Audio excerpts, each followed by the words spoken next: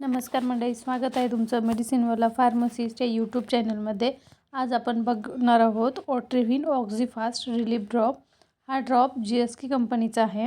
या ड्रॉपमध्ये कंटेंट जे आहे ते ऑक्झिमेटाझोलिन 0.05% वेट व्हॉल्यूम असतं। 10 ml हा ड्रॉप असतो। 120 रुपयाला तुम्हाला कुठल्याही मेडिकलवर मिळून जाईल असा हा ड्रॉप आहे। चला तर आपण बघूया कोणी वापरायचा, कसा वापरायचा आणि केव्हा वापरायचा ते। पण त्याआधी चॅनलवर जर नवीन असाल तर व्हिडिओ लाईक करा, चॅनल सबस्क्राईब करा आणि व्हिडिओ शेवटपर्यंत बघायला विसरू नका, कारण तुम्हाला कळेल हा ड्रॉप कोणी वापरायचा आणि कधी वापरायचं ते। त्यामुळे व्हिडिओ शेवटपर्यंत बघा। ओट्रिव्हिन ड्रॉपमध्ये ऑक्झिमेटाझोलिन असतं।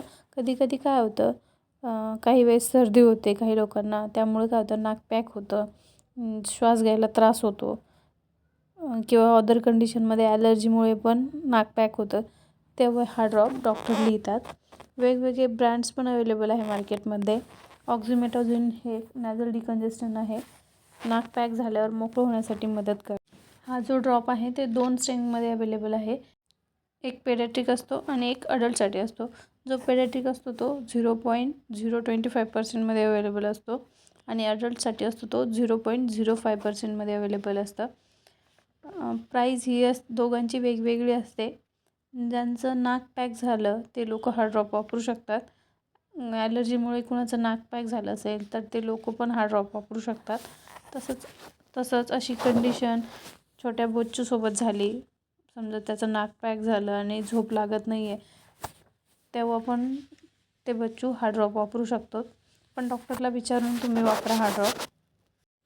2 टाईम तुम्ही हा ड्रॉप वापरू शकता। त्याचे साईड इफेक्ट्स आपण बघूया। नाकात जळजळ होऊ शकते ह्या ड्रॉपमुळे, जास्त शिंका येऊ शकतात, श्वास घ्यायला त्रास पण होऊ शकतो, डोकं दुखू शकतं। असे काही साईड इफेक्ट तुम्हाला जर जाणवले तर तुम्ही जवळच्या डॉक्टरला दाखवू शकता। अशाच नवनवीन माहितीसाठी चॅनल सबस्क्राईब करा आणि व्हिडिओ आवडला असेल तर लाईक करा, चॅनल सबस्क्राईब करा। चला तर भेटूया एका नवीन व्हिडिओमध्ये लवकरच।